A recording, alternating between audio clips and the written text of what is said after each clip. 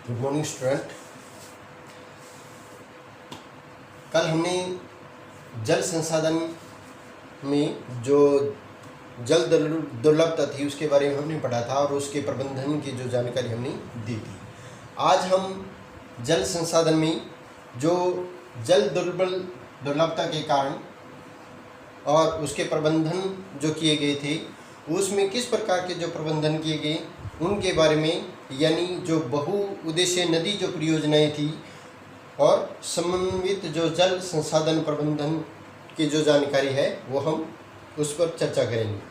देखिए, जो जल का जो संरक्षण और प्रबंधन हमारे लिए बड़ा ही आवश्यक है। वैज्ञानिक और ऐतिहासिक दस्तावेजों के अनुसार हमने देखा कि जो प्राचीन काल से सिंचाई के लिए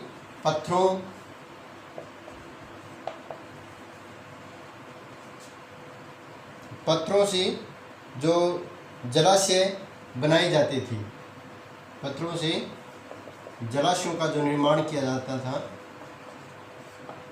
वो सब क्या कहलाते थे? बांध कहलाते थे।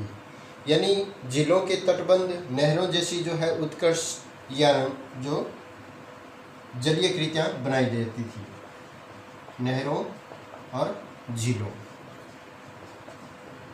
ये उत्कृष्ट जो कृतियाँ जो है वो हमारे लिए जल प्रबंधन का एक बहुत ही जो सुविधाजनक प्रबंध था। अधिकतर जो नदियाँ हैं वो पहाड़ी क्षेत्रों से होकर निकलती है, तो उनका ये जल को या उसके बहाव को किसी मेड़ के द्वारा यानी बांध बनाकर या पत्थरों की जो बड़े बांध होते हैं उनको बनाकर उसके जल को एकत्रित करना क्या कहलाता है? बांध कहलाता है।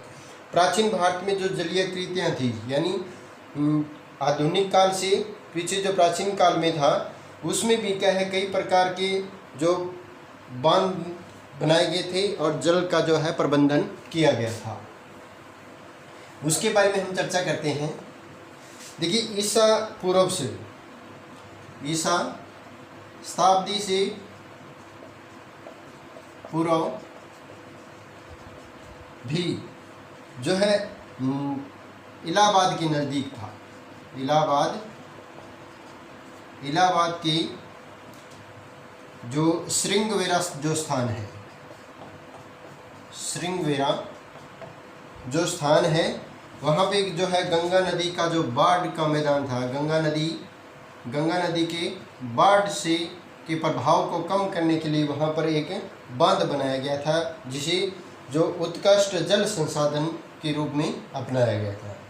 दूसरा था चंद्रगुप्त मौर्य के काल में भी कई प्रकार के जो जल प्रबंधन या जल संरक्षण के जो है उपाय किए गए थे।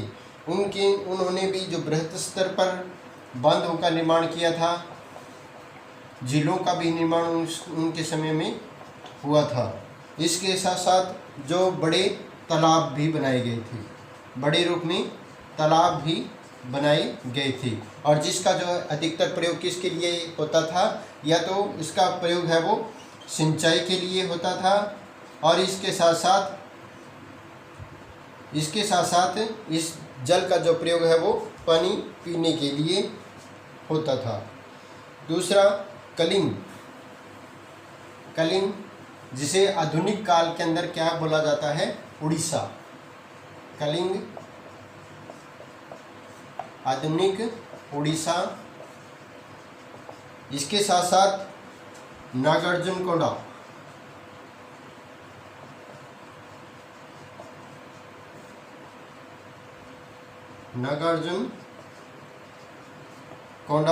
जो आधुनिक आंध्र प्रदेश और बेनूर कर्नाटक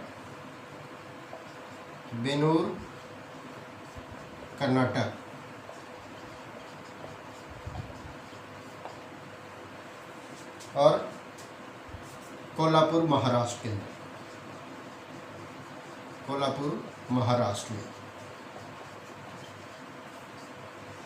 इन स्थानों पे क्या है, उत्कृष्ट सिंचाई जो है तंत्रों का काफ़ी मात्रा में निर्माण किया गया था।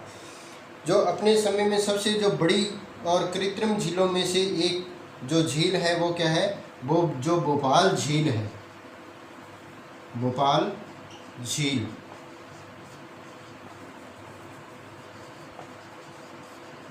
भोपाल झील है वो 11वीं शताब्दी की सबसे बड़ी झील थी, 11वीं शताब्दी में बनाई गई सबसे बड़ी झील थी।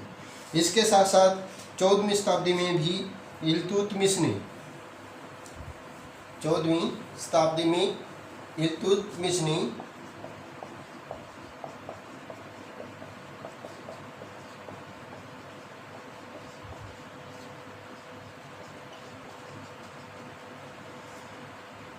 इल्तुतमिश ने क्या है, दिल्ली में श्री फोर्ट के बीच में जल जो सप्लाई के लिए एक हौज खास का निर्माण किया गया था।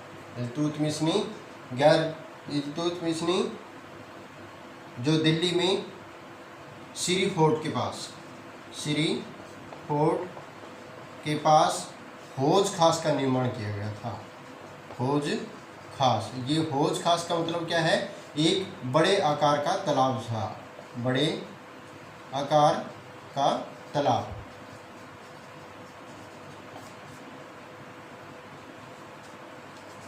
ये किसने बनवाया था, इल्तुतमिश ने बनाया था, और ये भी क्या है, जल प्रबंधन का एक प्रमुख स्रोत था। अब हम चलते हैं बिग बांध जो है वो क्या है, बांध क्या है, ये क्यों बनाए जाते हैं।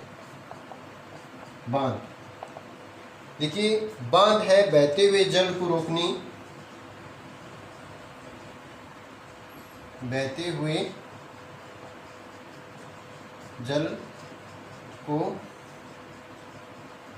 रोकने के लिए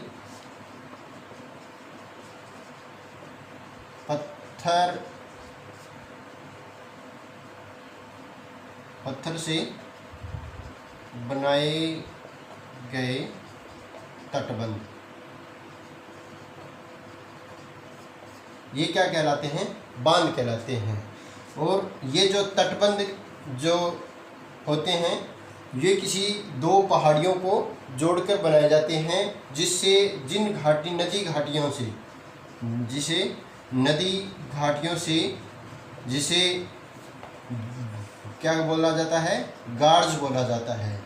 उन क्षेत्रों से जो नदियों का जो पानी बहता है, तो उस बहते हुए जल को रोकने के लिए जो पत्थरों से तटबंध बनाए जाते हैं, और एक जलाशय का जो निर्माण किया जाता है, जलाशय निर्माण होता है, उसको क्या बोला जाता है, बांध बोला जाता है। परंपरागत तौर से जो बांधों का निर्माण है वो नदियों और नहरों का जो जल है इकट्ठा करके बाद उसे खेती के लिए, यानी खेतों में सिंचाई के लिए प्रयोग होता है, खेतों में सिंचाई के लिए इसका जो है वो प्रयोग किया जाता है।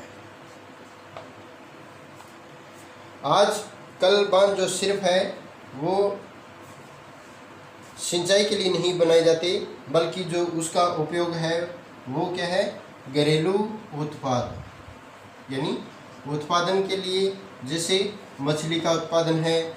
इसके साथ साथ जो घरेलू और औद्योगिक आवश्यकताएं हैं, घरेलू और औद्योगिक,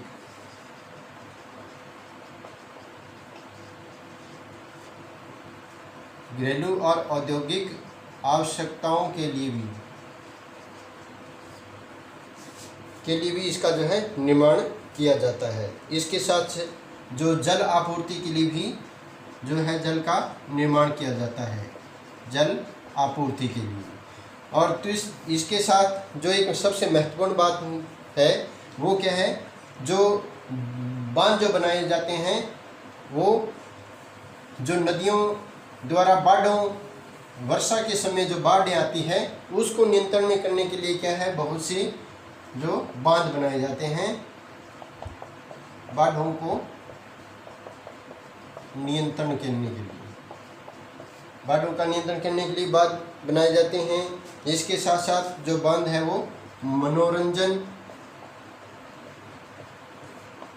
और जो आंतरिक नौका चालन के लिए, नौका चालन यानी जिसमें नाव चलाई जाए, और जो है मछली पालने के लिए भी बांध का जो है निर्माण होता है। इसलिए जो बांधों को क्या है, बहुउद्देशीय परियोजना कहा जाता है। बांधों को, इन्हीं कारणों से बांधों को बहुउद्देशीय परियोजनाएं, बहुउद्देशीय परियोजनाएं कहा जाता है। अब उदाहरण के तौर पर यदि हम बांधों को देखते हैं तो सतलुज नदी पर बना बांध,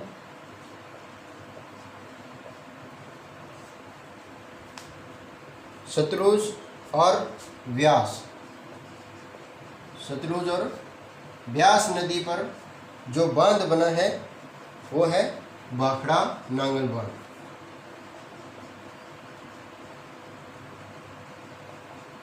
भाखड़ा नांगल जो बांध है वो सतलुज और व्यास नदी के पर बनाया गया बांध है। और इससे बांध से क्या है, एक महत्वपूर्ण जो परियोजना जुड़ी है, बहुउद्देशीय योजना जुड़ी है, वो है विद्युत उत्पादन की, विद्युत उत्पादन की। और सिंचाई के क्षेत्र में भी इस बांध से क्या है, जो पानी लिया जाता है और उसका प्रयोग जो है खेतों में यानी कृषि के लिए किया जाता है। इसके साथ साथ महानदी, जो महानदी जो बेसिन है उस पर बना हीराकुंड जो बांध है, हीराकुंड बांध जो है वो भी क्या है, एक बहुउद्देशीय नदी परियोजना है। स्वतंत्रता के बाद में कई प्रकार की जो बांध परियोजनाएं यानी बहुउद्देशीय परियोजनाएं बनाई गई थी, क्योंकि जो बांधों में जो जलाशय बनाए जाते हैं, बांधों के तौर पर जो जलाशय बनाए जाते हैं, उसका जो निर्माण है वो क्या है, कई प्रकार से किया जाता है। उस जल का प्रयोग जो है भारी मात्रा में कृषि के लिए भी होता है, उद्योगों के लिए भी होता है, व्यापार के लिए भी होता है, और जो सबसे महत्वपूर्ण जो उसमें मछली पालन, कई प्रकार की जो बहुउद्देशीय परियोजनाएं उसे चलाई जाती है। जल प्रबंधन उपागम के आधार पर बहुउद्देशीय परियोजनाओं के काल में जो बनी बाधाओं को पार करने के लिए विकास और समृद्धि के रास्ते पर ले जाने के लिए इसको पूर्णतः देखा गया था। जवाहरलाल नेहरू ने भी बांधों को गर्व से क्या कहा था, आधुनिक भारत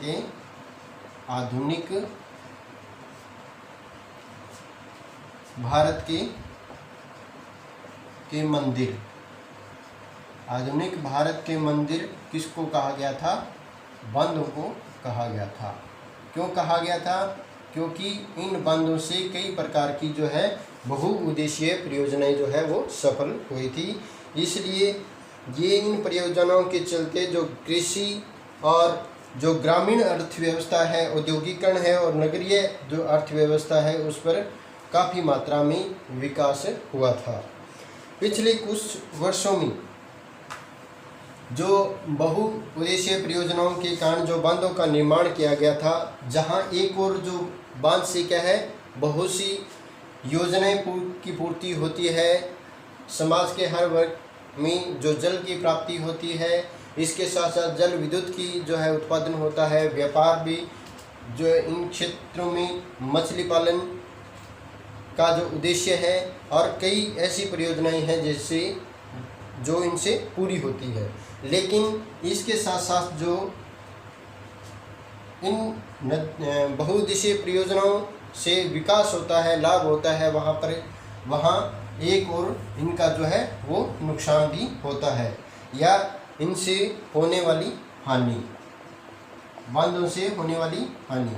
क्योंकि जिन क्षेत्रों में ये जो बांध बनाए जाते हैं, उन क्षेत्रों में जो वनस्पति उगती है, उन वनस्पति के जल बांधों के कारण जो जल भराव के कारण क्या है, उस वनस्पति को काफ़ी मात्रा में हानि होती है।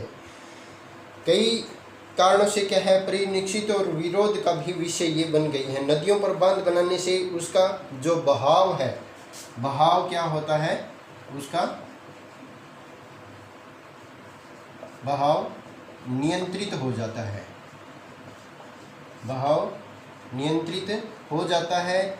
बहाव के नियंत्रण से क्या है, नदी के जल का की जो गाद होती है या जिसके कारण जो तलछट होता है, तलछट यानी तलछट जो सैलकण नदी के द्वारा बहाकर लाए गए हैं वो क्या है, बांधों में जो है तल पर जमा हो जाते हैं, तल पर जमा हो जाते हैं। इस तलछट के तल पर जमा होने से क्या है, जो जीव जंतु पानी के अंदर रहते हैं उनकी जो भोजन की जो मात्रा होती है वो क्या हो जाती है, कम हो जाती है और उनको काफ़ी मात्रा में नुकसान होता है। अब इसके साथ साथ नदी जो है, जो जलीय आवासों में भोजन की कमी होती है, बांध नदियों को टुकड़ों में बांट देते हैं और विशेषकर अंडे देने वाली ऋतु में जो जलीय पौधों का जीवों का जो नदियों में स्थानांतरण अवरुद्ध हो जाता है। स्थानांतरण यानी एक स्थान से दूसरे स्थान पर जाने के लिए। बाढ़ के मैदान में बनाए जाने वाली जो जलाशय द्वारा क्या है, वहाँ पे की जो मौजूद वनस्पति जो होती है, वहाँ की जो वनस्पति और जो मिट्टियाँ हैं वो क्या है, मिट्टी जल में डूब जाती है और उसमें जल डूबने से जो कालांतर में वो क्या हो जाती है, अपघटित हो जाती है, यानी उसका जो उपजाऊपन है वो क्या होता है, नष्ट हो जाता है। बहुउद्देशीय जो परियोजनाएं हैं, नए बांध से क्या है, सामाजिक आंदोलनों को भी जन्म मिला है। जन्म मिलने का मतलब क्या है, कई ऐसे प्रकार के जो बांधों के विरोध में कई प्रकार के जो है विरोध रूपी आंदोलन है वो पनपे हैं। इसका भी कारण क्या है, इसके कुछ स्थानीय कारण हैं, जैसे नर्मदा बचाओ आंदोलन। ये कुछ आंदोलन थे, नर्मदा बचाओ आंदोलन, और दूसरा था टिहरी बांध।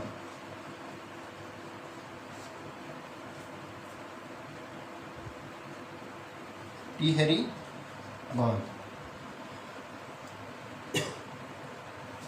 ये जो आंदोलन थे वो इन बांधों के कारण हुए थे। इन परियोजनाओं का विरोध का जो मुख्य कारण था वो क्या था, स्थानीय जो समुदाय थे, स्थानीय जो समुदाय थे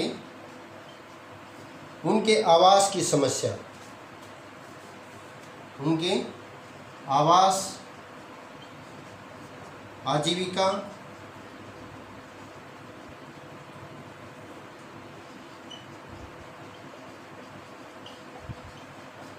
और आजीविका के जो साथ साथ उनकी ज़मीन और स्थानीय संसाधनों से उसका लगाव और नियंत्रण जो है वो देश की बेहतरी के लिए उनको क्या करना पड़ा था, कुर्बान करना पड़ा था। इसलिए अगर स्थानीय लोगों को इन परियोजनाओं से लाभ नहीं मिल रहा तो वो किन को लाभ मिल रहा है, ये लाभ जो है शायद जमींदारों, जो बड़े जमींदार हैं और बड़े किसानों को, उद्योगपतियों को, यहाँ तक कि जो कुछ नगरीय केंद्रों को भी इसका जो लाभ मिलता है। लेकिन उस क्षेत्र में जो भूमिहीन किसान थे उनको इन परियोजनाओं को जो लाभ है वो बहुत ही कम मात्रा में मिलता था। इसलिए इन्हीं कारणों के चलते जो है इन बांधों यानी बहुउद्देशीय नदी परियोजनाओं का जो है वो विरोध हुआ था। नर्मदा बचाओ जो आंदोलन है एक गैर सरकारी संगठन था जिसे एनजीओ कहा जाता है, एनजीओ,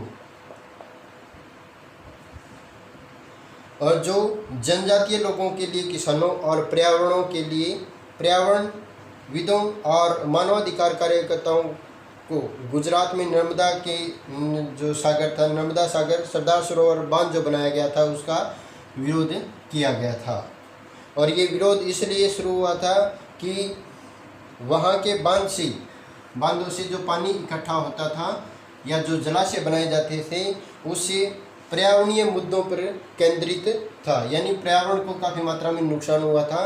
इस जलाशय के बहाव से, इस पानी से जो जलाशय बनाए गए थे उससे क्या है, वहाँ की जो वनस्पति थी वो वनस्पति उस जल बहाव के कारण क्या है, नष्ट हो गई थी। और इसका जो है भरपूर मात्रा में विरोध हुआ था। लोगों ने सोचा कि जो यातनाएं व्यर्थ गई थी। अब पहले क्या था, इसका जो विरोध हुआ था वो वहाँ की जो वनस्पति यानी पर्यावरण से संबंधित था, लेकिन आज जो इसका विरोध है वो क्या है, वहाँ से जो विस्थापित हुए लोग थे, विस्थापित लोगों के आवास के लिए जो ये आंदोलन है अभी क्या है, जो है प्रगति पर है।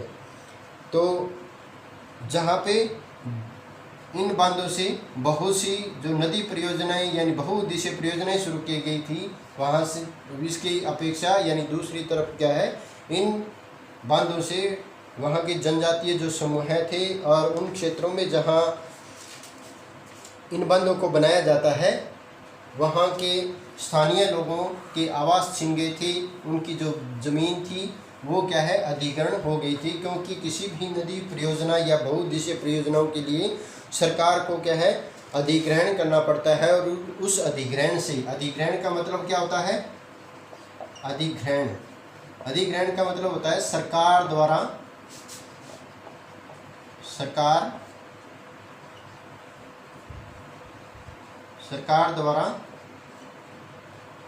किसी क्षेत्र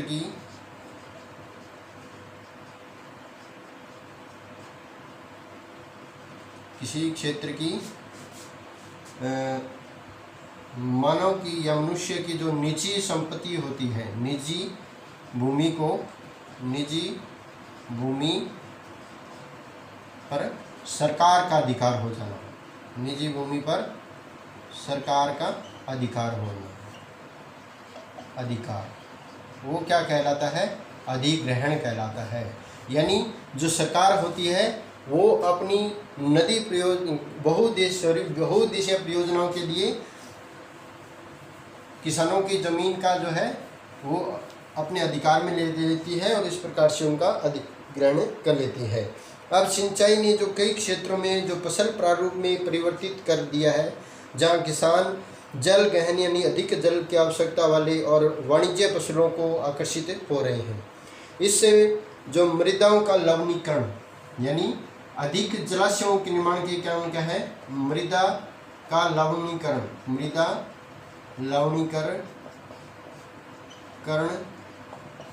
यानी मिट्टी का जो है उपजाऊपन क्या हो जाता है, वो नष्ट हो जाता है। और ये भी जलाशय क्या है, भूमि जो निम्नीकरण का प्रमुख कारण है, भूमि निम्नीकरण भी इनसे क्या है, होता है। अब इसी दौरान जो अमीर जो भूमि मालिक होते हैं वो क्या है, उनसे भी उनकी जो दूरी है वो क्या है, सामाजिक दूरी वो बढ़ जाती है और जो आपसी जो तनाव होते हैं उनको भी पनपने का खतरा रहता है और वे परेशान जो किसान हैं वो क्या है, उपद्रव पर उतारू हो जाते हैं। इसका एक एग्जाम्पल है गुजरात में जो साबरमती नदी पर, गुजरात में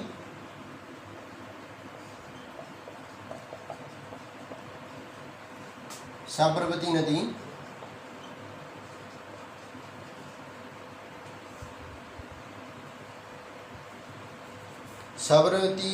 में सूखे के दौरान, साबरमती बेसिन या जो क्षेत्र होता है उसमें सूखे के दौरान जो नगरीय क्षेत्रों में अधिक जल की जो सिंचाई हो जाती है, जिससे वहाँ के जो किसान थे उन्होंने क्या है, इसका विरोध किया, क्योंकि उनको पर्याप्त मात्रा में जो कृषि के लिए पानी की उपलब्धता नहीं हो पाती थी। तो नदी परियोजनाओं पर उठी अधिकतर जो आपत्तियां हैं उनके उद्देश्यों को विफल करती है। और एक विडंबना यह है कि जो बांध नियंत्रण के लिए बनाए जाते हैं उन जलाशयों से जो तलछट जमा होते हैं वे आने वाले में बाढ़ का भी कारण बनते हैं। बाढ़ का कारण कैसे बनते हैं, देखिए, जब नदी घाटियों से जो जल होता है वो किसी भी प्रकार के जो बांध होते हैं उनके अंदर एकत्रित होता है, तो नदियाँ अपने साथ क्या होती हैं, जो तलछट बहाकर लेके आती है वो क्या है, इन बांधों के तल में जमा कर देती है, जिससे मिट्टी जो बहाव के कारण क्या है, इसमें जल धारण की जो क्षमता होती है, जल धारण की जो क्षमता होती है वो क्या हो जाती है, कम हो जाती है, और जल जो है वो अनियंत्रित होकर इस अवस्था में जो बंदों से जो जल छोड़ा जाता है या जो पानी छोड़ा जाता है वो क्या है, अपने आसपास के इलाकों में बहुत मात्रा में बाढ़ का कारण बनता है, और इस बाढ़ से कई प्रकार की जो है क्षति होती है। इस प्रकार जो ये बाढ़ें जो होती है वो क्या है, भूमि निम्नीकरण का भी कारण बनती है। जो बहुउद्देशीय योजनाओं की जो होती है उससे क्या है, भूकंप आने का भी खतरा जो है वो रहता है, भूकंप का भी खतरा जो है वो बढ़ जाता है। और इसके साथ साथ जो अत्यधिक कीटाणु जनित जो बीमारियां हैं और इसका जो है प्रदूषण फैलने का भी खतरा रहता है, प्रदूषण का भी खतरा क्या है, ज़्यादा हो जाता है। तो जिस प्रकार जो नदी परियोजनाएं हैं उनसे काफ़ी मात्रा में लाभ होता है, तो उसके साथ साथ वहाँ का पर दूसरी तरफ इसके नुकसान भी बहुत ज़्यादा होते हैं।